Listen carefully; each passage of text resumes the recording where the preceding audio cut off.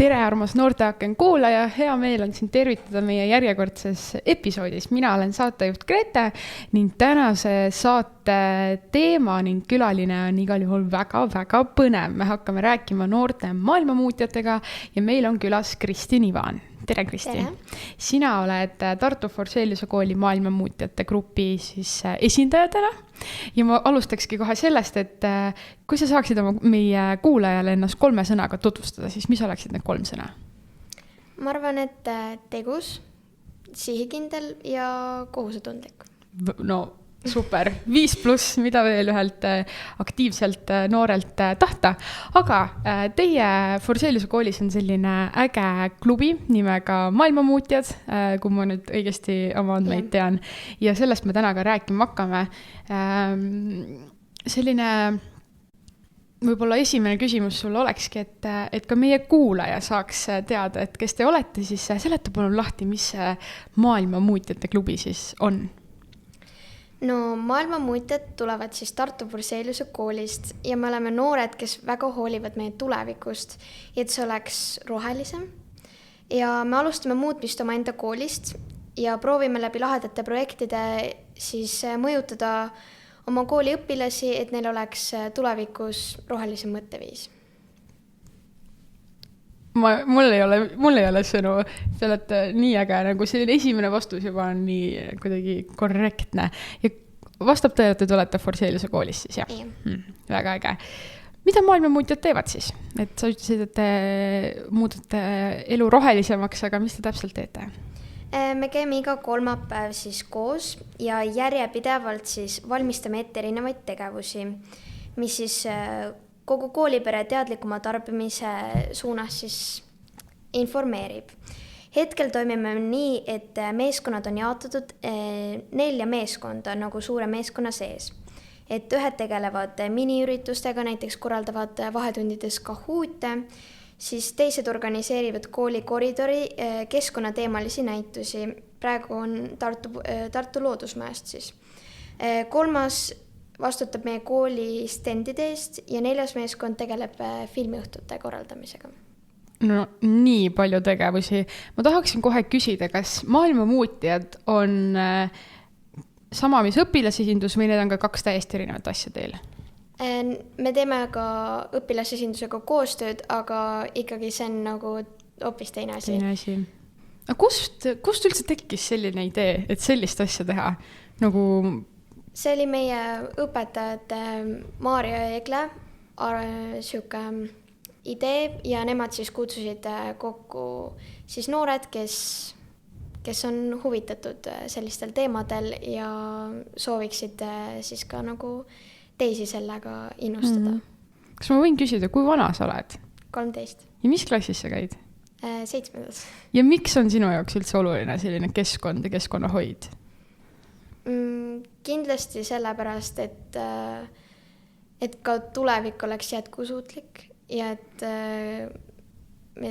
asjad muutuksid ja ma arvan, et asjad muutuksid, siis me peamegi alustama endast ja siis tänu läbi maailmamuutjate me saame ka enda kooli siis seda nagu edasi anda.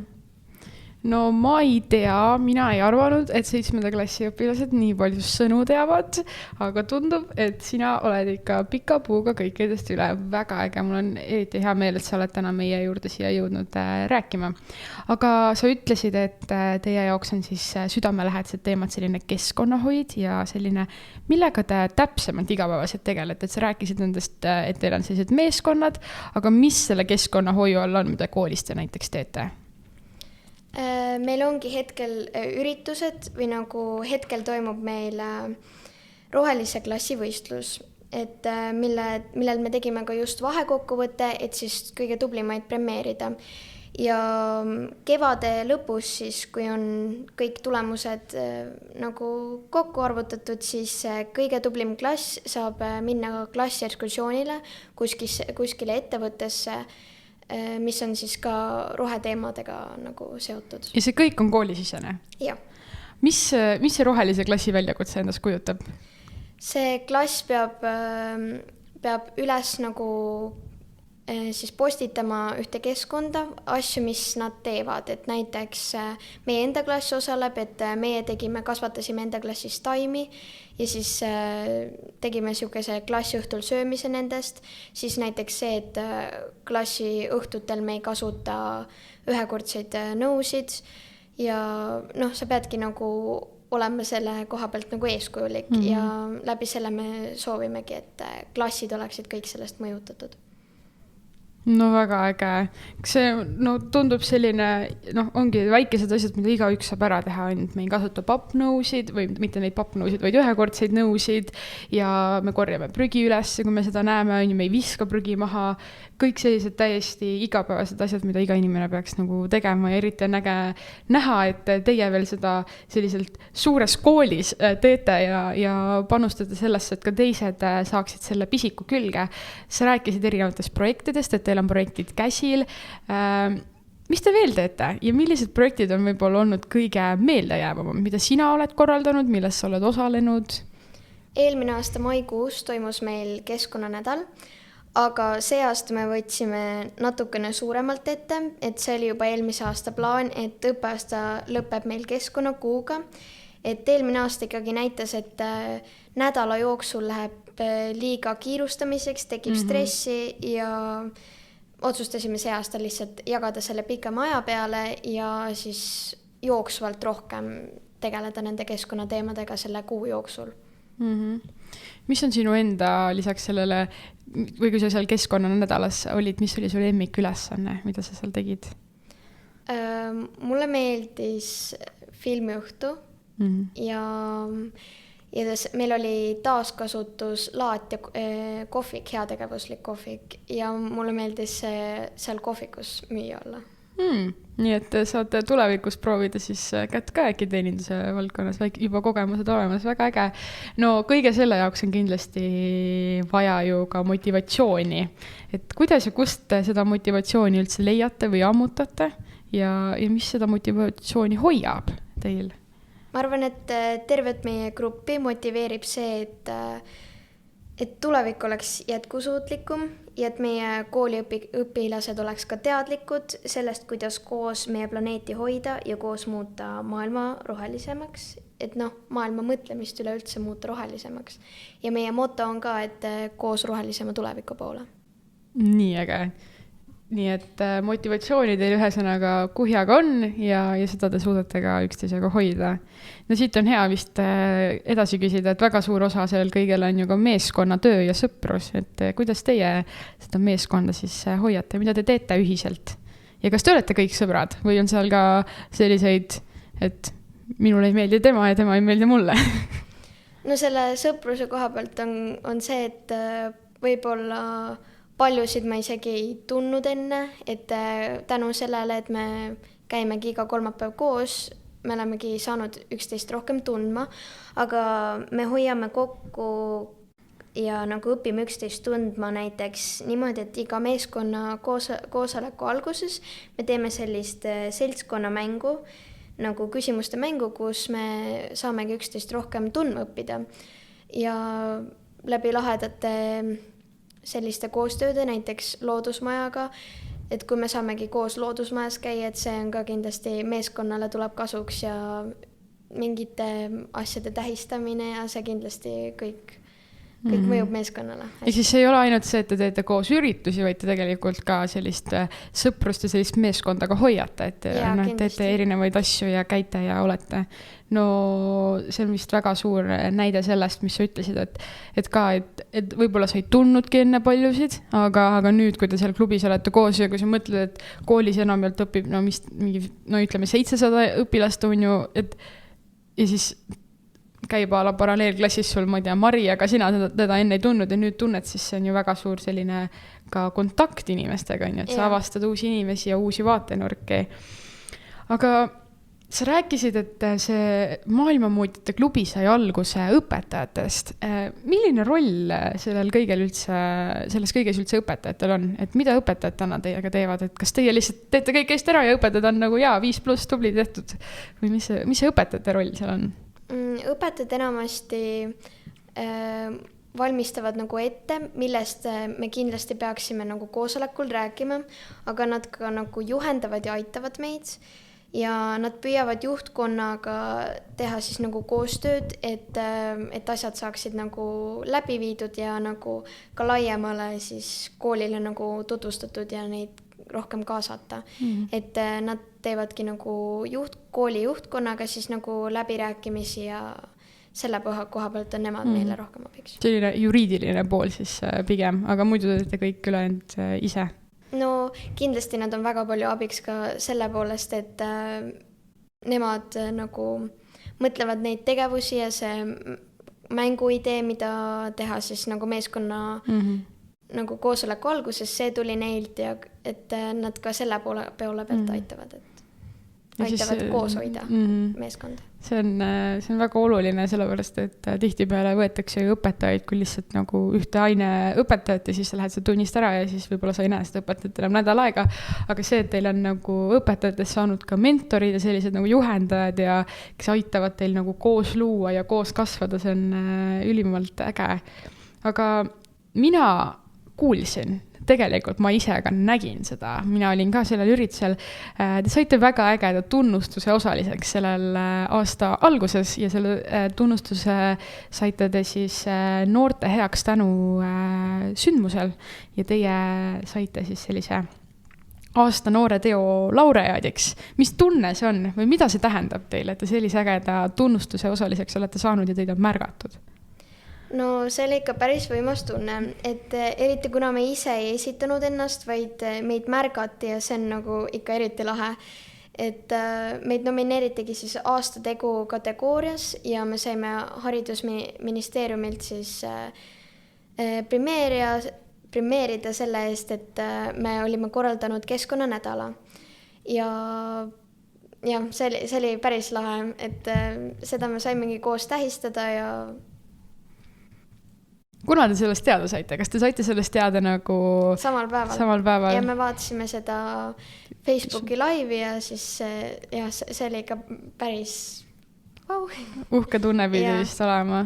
No nii noorelt, nii suure grupiga sellist asja saada, see on ikka tõeline eeskuju kõigile, et isegi oli nagu väga äge vaadata seda, et mina olen ka sellel samas kategoorias olnud eelmisel aastal nomineeritud ja sain ka lavale, aga laureaadiks ei saanud ja näha, et meil on nii ägedat sellist pealekasvu noorte puhul ja see, et keskkonnateemad lähevad üldse noortele tänapäeval nagu südamesse või et see on nii oluline.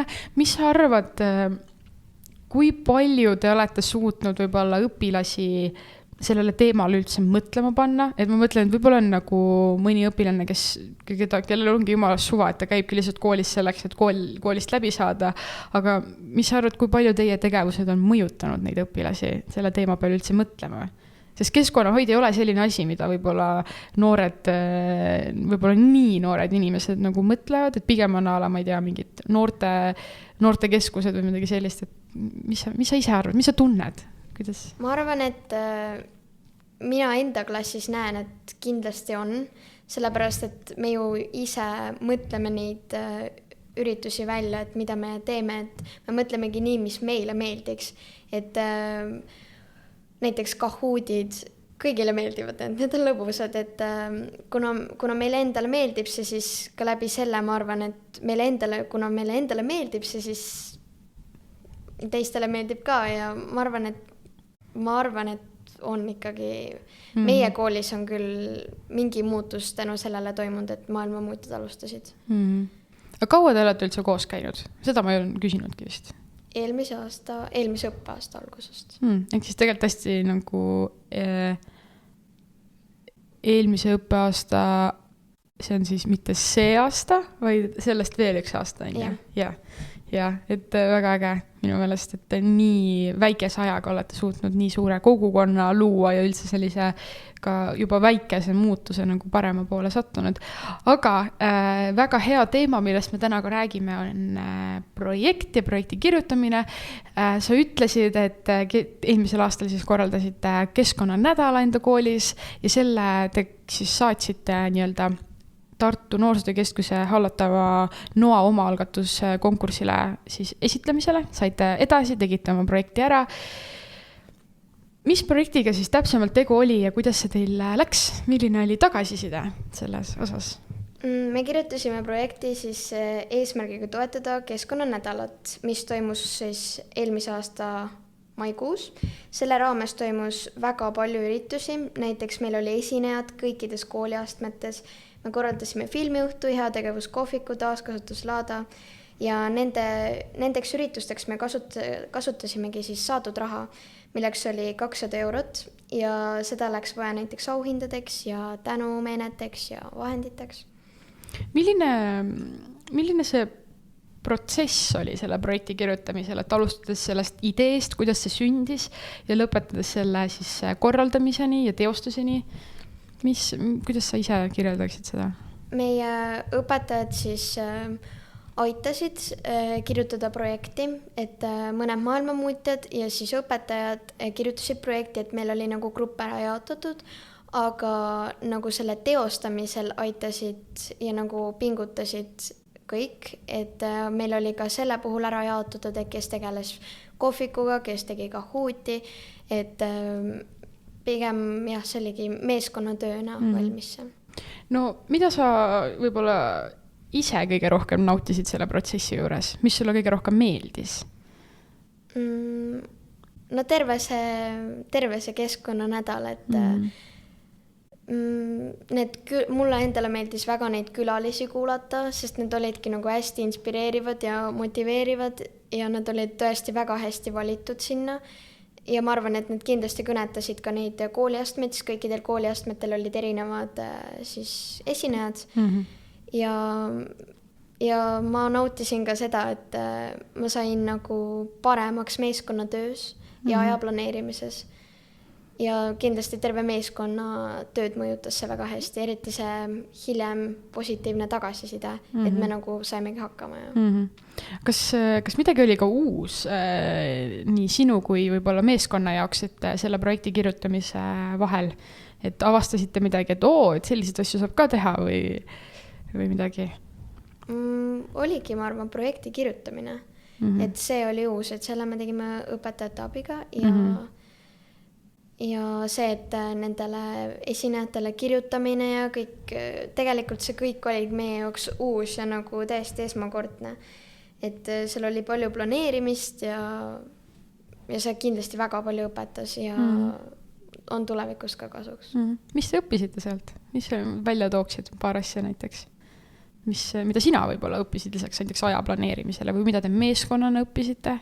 Kas võis olla näiteks projekti kirjutamine või projekti läbiviimine või mis need asjad võisid olla? Ma arvan, et meeskonnaga üleüldiselt toimimist, kuna see oli suht alguses, kui see oligi nagu põhimõtteliselt esimene asi, mida me koos tegime, et varem me olime lihtsalt planeerinud ja koosolekuid teinud, aga see oligi nagu esimene asi, mis me päriselt ette võtsime, et see arendaski meid meeskonnana üleüldiselt igas mõttes ja ma arvan, et sellest sai ka alguse nagu see meie kokkuhoidmine ja see, ja ka kool sai läbi selle projekti meist üldse nagu rohkem teada. Et muidugi oli see, et meie koolis tegutseb maailmamuutjad ja me tegime mingeid prügisorteerimise asju varem ja niimoodi, aga et nagu see, et nüüd ongi kõik kaasatud selle nädala jooksul väga aktiivselt, siis nagu kool sai sellest palju rohkem teadlikuks. No kes kuulajatest võib-olla ei ole kursis, et mis asi see NOA siis on, ehk siis tegemist on Tartu Noorsootöökeskuse hallatava noorte omaalgatusprojekti konkursiga. Selle raames teostatakse kogukonnale või noortele siis suunatud sündmusi ja väga äge uudis noortele on see, et ka sellest aastast tõusis rahasumma ja võimalik on taotleda kokku 400 eurot. Ja selle noorte omaalgatusprojektide eesmärk ongi siis toetada noorte ideede elluviimist, et neist kujuneksid ettevõtlikud ja aktiivsed ühiskonna liikmed, motiveerida noori märkama ja lahendama Tartu linna ja kogukonna kitsaskohti ning anda noortele esimene projekti kirjutamise ja juhtimise kogemus. Ja projekti läbiviimisel on alati siis noortele abiks ka noorsootöötajate Tartu Noorsootöökeskusest ja siin ongi meie ees väga ehe näide nendest noortest, kes lahendavad nagu mingid ägedaid kitsaskohti, et ei lahenda mitte ainult Tartu linna kitsaskohta, vaid lahendada nagu terve maailma kitsaskohta, sest keskkonnahoid ei ole seotud seotud ainult Tartuga, vaid see on seotud kõigiga igas ilmakaares ja igas nurgas. Nii et lihtsalt nii äge, et te sellise võimaluse üldse üles korjasite ja mul on tunne, et võib-olla noored vahepeal isegi ei tea sellistest võimalustest, et mina ei teadnud enne seda. Ja nüüd selline äge asi on tehtud. Mis sa arvad, kas sa soovitaksid kogu seda protsessi ja seda võimalust kirjutada selliseid projekte ka teistele? Kindlasti soovitaks, sest see on nagu super võimalus enda meeskonda ja vastutustunnet proovile panna ja kui täiskasvanu juhendaja turvaliselt toetamisel viia siis nagu ellu üritusi või mingeid lahedaid asju ja omada eelarvet, siis see on, nagu tuleb tulevikus ka väga palju kasuks, et kindlasti soovitaksin. Kas võib-olla mõni noor kuulab ja mõtleb, et tema tahab ka nüüd kirjutada projekti. Kas see projekti kirjutamine oli pigem keeruline või see oli pigem nagu selline hästi lihtsaks tehtud? Mis sa ise tunned? Ma otseselt ei tea, sest ma ise seda ei kirjutanud. Mina ei olnud nagu üks nendest, kes koos õpetajatega seda kirjutas, aga jah, selle kohta ma ei oska öelda. No mina võin öelda, et mina olen kirjutanud ka mõned lood ja see tõesti on hästi lihtsaks tehtud, see on hästi turvaline viis noorte jaoks, et sul on ikkagi võimalus seda saada, kui sa oled oma projekti läbi mõelnud ja ma võib-olla küsikski nii, et kas maailmamuutjad kavatsevad veel Noale projekti kirjutada? Ma arvan küll. Et võib-olla isegi selle keskkonnakuu raames, et me alles nagu arutame seda, aga ma arvan, et kui mitte selle raames, siis kindlasti järgmine aasta millegi raames. No lõpetuseks, mis on maailmamuutjate järgmine suurim või suurem ettevõtmine lisaks keskkonna siis kuule näiteks? Mis te järgmisena kavatsete ära teha? Hetkel on ikkagi fookuses see keskkonnakuu, aga ma arvan, et terve kooli jaoks hetkel väga suur asi on see kõige rohelisema klassi valimine, sest et selle auhind on ikkagi päris paljudele ihaldusväärne, et meie klassis ka, et nagu suht raske ja pead mingeid pildistama asju ja niimoodi, aga siis nagu õpetaja ütlebki, et jaa, aga nagu me saame midagi nii lahedat selle eest, et kindlasti nagu pingutame ja pingutame lõpuni, et see motiveerib praegu. Ma võin saladuskattele öelda, et ma hoian siis sinu klassile pöidlad, sellepärast, et sina oled täna siin tooli peal meil, nii et ma väga loodan, et te selle saate ja minu meelest ma olen nõus, et see on tõesti väga äge viis, kuidas välja teenida midagi või sellist midagi ägedat saada selle eest, et sa oled teinud midagi ja no selline kui sa ise oled ikkagi huvitatud nendest teemadest, siis sinna nagu ettevõttesse minna on ikkagi, ma arvan, väga-väga äge, et sul on nagu küsimusi ja sa ei lähe sinna lihtsalt mingi, et nüüd ma siin olen, vaid sa küsid ja uurid ja oled ja ma ei tea, võib-olla mõne aasta pärast oled hoopis sina seal ettevõttes, et neid kontakte ja neid võimalusi luua on nagu üdini äge. Lõpetuseks nüüd ütle üks mõte, anna noortele üks mõte kaasa, mis sa arvad, mida noored peaksid silmas pidama? Ma arvan, et seda, et me kõik ju tahame, et tulevik oleks veelgi parem kui praegune ja et selle nimel, et tulevik oleks veelgi parem, tuleb juba täna pingutada ja mingeid samme astuda. Et kõik ütlevad, et sa võid alustada tegelikult nii väikestest asjadest, aga kui sa ei ole veel nende väikeste asjadega veel alustanud, siis ma arvan, et seda peaks juba kindlasti täna tegema, sest et nagu kõik ütlevad, siis praegu juba on natukene hilja, aga tuleb pingutada, et tulevik ikkagi oleks jätkusuutlik ja roheline. Ehk siis kõik algab sinust endast ja alusta kohe praegu, mitte ära alusta homme. Nii et nagu öeldakse ju vahepeal, et eile oli juba liiga hilja, täna on meil viimane aeg, nii et noortele siit siis see mõttega kaasa.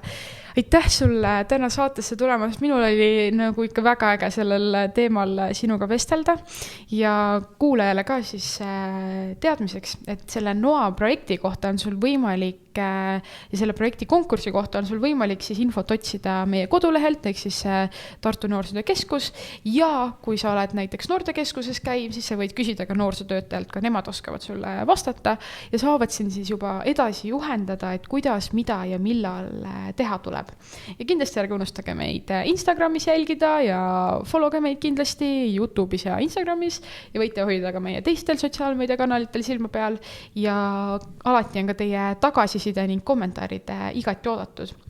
Aga mis muud, kui ma soovin teile imeilusat märtsikuud, nii et kohtume taas uues episoodis. Tšau!